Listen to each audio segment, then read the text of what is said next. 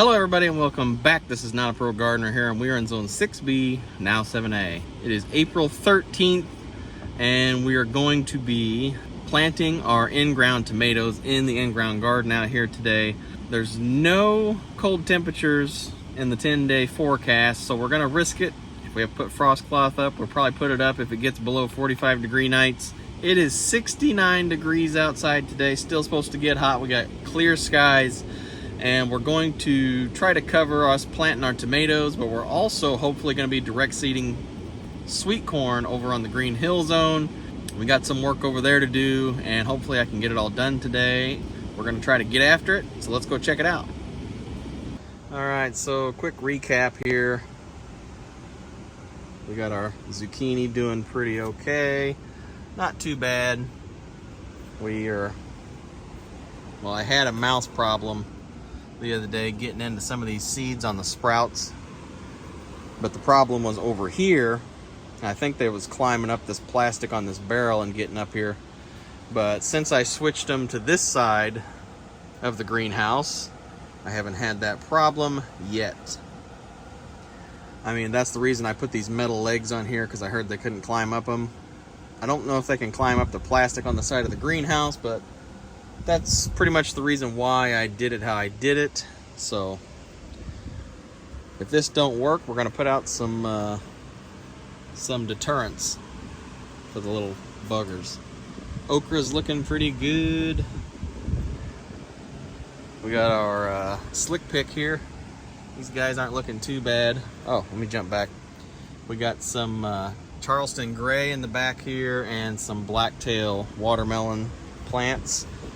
Then we got our flowers going here, some sweet alyssum for pest control, and some marigolds and some zinnias as well.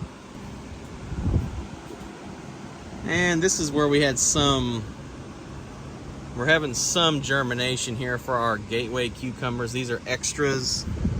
We also had the little guy pull a few seeds out of there, and especially pulled a few seeds out of our extra summer squash and zucchini tray here. So, ignore all the mess. These are our extra pepper plants and our extra tomato plants. And some of the cherries we'll be planting in about 4 or so weeks. Just now getting some true leaves on.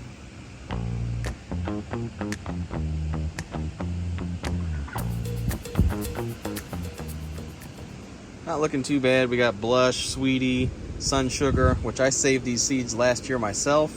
And I gotta say, it's not as hard as you'd think it is to save your own seeds, and save me a little bit of money there. And some more determinants and some heirlooms here, just to have extras. I'm looking to can a lot of tomatoes this year, so. Then we got some extra stuff over here for a friend. Then we got some more tomatillos right here. I really like these guys for salsa, and I'm hoping to plant them somewhere this year, but I ain't quite got that far yet. Over here, this is my overflow. Got one kale plant here that's looking pretty good. We got our Salanova lettuce mix. I'm hoping to plant these either today or tomorrow or the next day. They're extras, and over here is what's gonna get planted today. I got Red Snapper and the Haussinator series. We're going to get those planted as well. Since some of our tomato seeds got lost early, seedlings, hence we seed started extras this year, we're going to be putting those Red Snapper in here and Haussinator. I got 2 rows. We're going to be putting them 2 foot apart, I think, this year, 15 plants each row.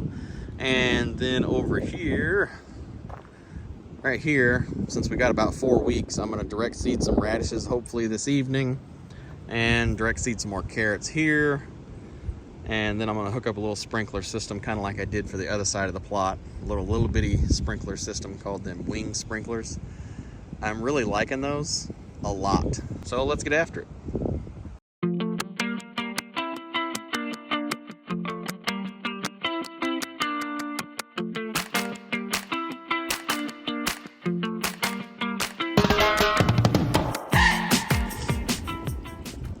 All right, so we got these planted.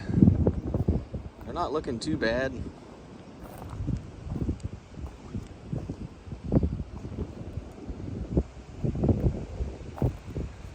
I've learned to leave these open like this until I put my T-posts in and then bury the rest of it. So that's what I'm gonna do. I'm going to definitely leave it watered, let it water for a couple hours, get these guys watered in, and let's say before the evening's over, I'm going to come down here and water them in with some fish emulsion, probably some Agro-Thrive fruit and flour, and then over here we're going to direct seed probably 6 or 8 rows of radishes, and then over here I'm going to direct seed carrots. So the nice thing about direct seeding radishes is I think it's like I can't remember, around a 30-day or less radish. I think it's called Donato or Donato. It's pretty nice little radish, and they run through the seeder really well. So the nice thing about radishes is you can direct seed them. Whenever they pop up, you know, all the weeds will pop up within those 4 weeks or so. By the time you come in to harvest them, clean harvest all of them, you can weed it and pull out the weeds and then replant something else, which in my case is going to be cherry tomatoes. So it's going to be a really nice little way to get another crop out, store them for about a couple weeks, and sell at the market and get another crop going at the same time. Okay, so another thing we're going to do is I'm going to cover these with weed fabric this year. I am definitely looking forward to that because it's going to save me a lot of time weeding and going through and cultivating and stuff. So let's go check out how this stuff's doing over here. The Salanova lettuce mix is not looking too bad.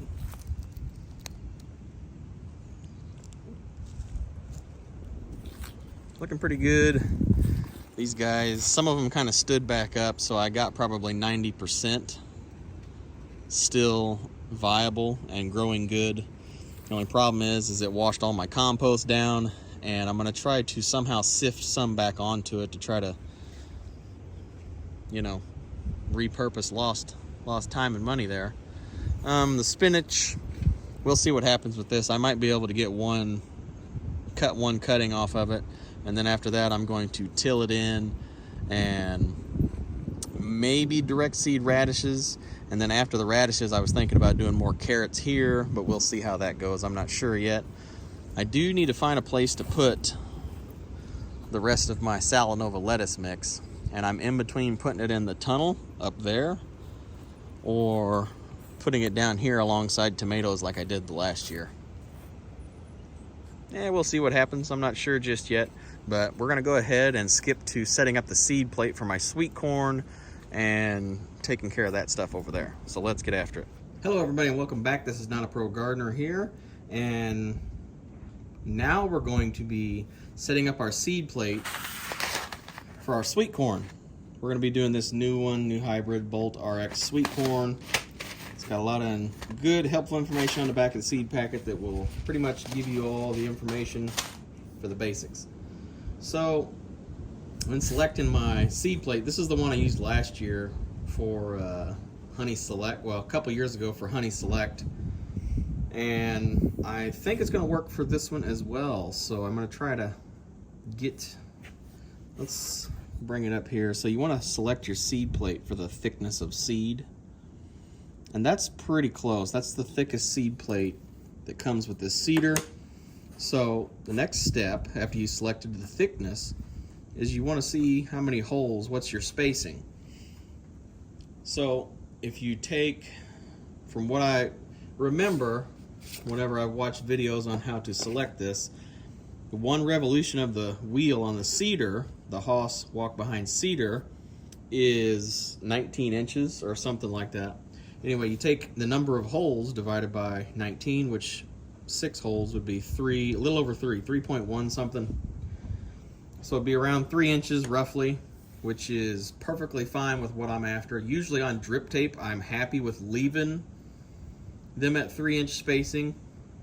And since I'm using the dry farming techniques over on the Green Hill Zone, it might be a little different, but I want to seed them at 3 inches apart because I'm going to have skips, I'm going to have crows, I'm going to have deer coming in there probably.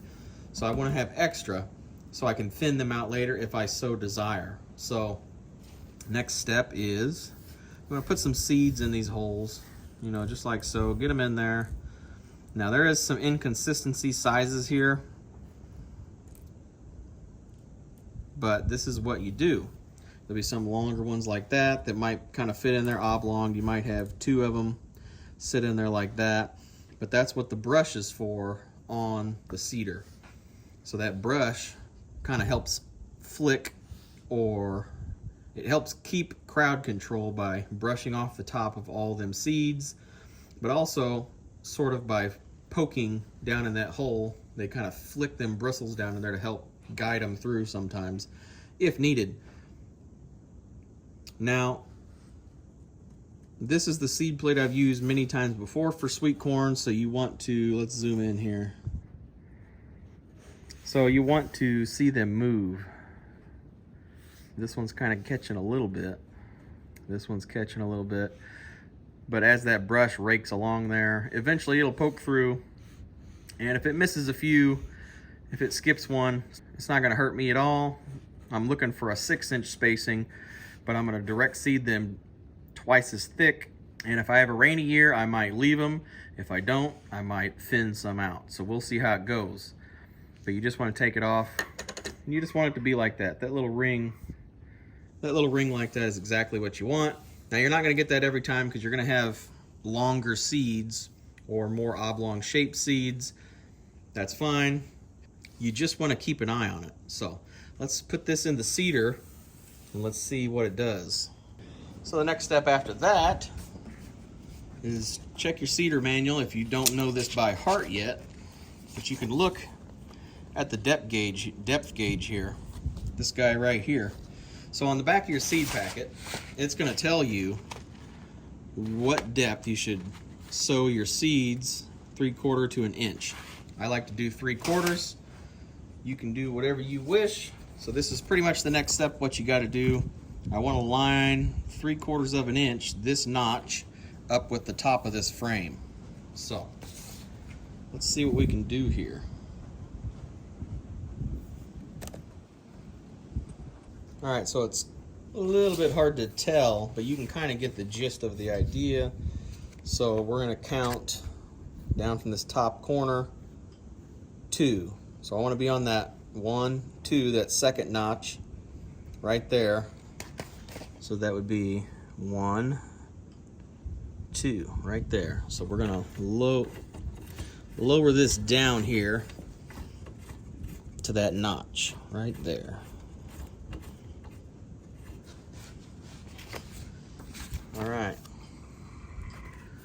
so we should have a full set of holes. I believe these are like inch marks, inch, and that notch right there. So we should have 1, 2 notches. It should be on the second notch, which it is. That's 3/4 of an inch. That's good enough for me. Okay, on to the next step. You want to put your seed plate in here. Oh, another little tidbit is I do like this cover because one time when I was direct seeding my sweet corn, it started raining. So I just put this over it to help keep them from clogging up in there, getting too wet. Worked out nicely for that. Some people don't like it because they like to see down in there, which I hear you. I like to see down in there while I'm seeding too. So there's also benefits to certain things. I kind of like it. Sometimes I use it, sometimes I don't. It's a nice little cover in case the cedar falls over too. It keeps you from spilling everything. Okay, get that in there. You want to line up that flat side with the flat post in there, right there like that.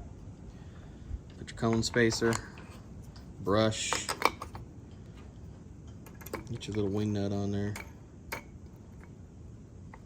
Now you just want to tighten that up so this thing can't jump up and down on you. Just want it to be enough to where it holds it to the frame, but not grinding your gears underneath. All right, that's probably pretty good. Sometimes you can remove this to make it a little easier on yourself. Usually just try to stick this guy into there. Okay.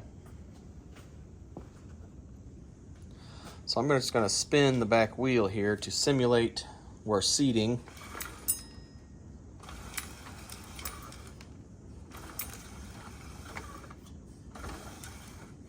Okay. So I didn't have enough seed in there to get it all correctly and count how many seeds, but normally you want to dump your seeds in there. In one revolution of this wheel, you can count how many seeds you had, and that's going to be your spacing. Just kind of double check yourself if you need to. The main reason is I don't want them to be clogged up in here, so you can kind of trial and error and test it out. All right, so now that we got everything tested out, we're going to take it over there, till it up, and go ahead and seed the plots. Now I'm going to do it 18 inches aisles in between. So I got a 30-inch bed, and I'm going to do 2 rows, but leave 18 inches in between the corn stalks or more, so I can weed in between with the electric wheel hoe. So let's get after it.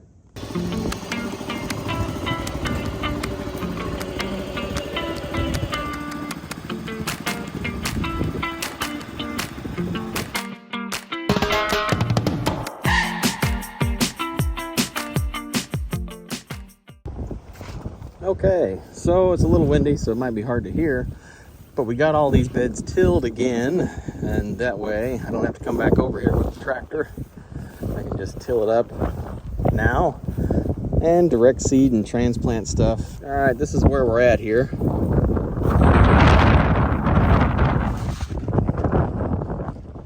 Okay, so this is pretty much what I got to do. Come in 5 to 6 inches off the edge. That'll give me around 18 inches in between, which I really need 16. So should work out. Hopefully I can keep it going pretty good. So let's go ahead and get some seeding done.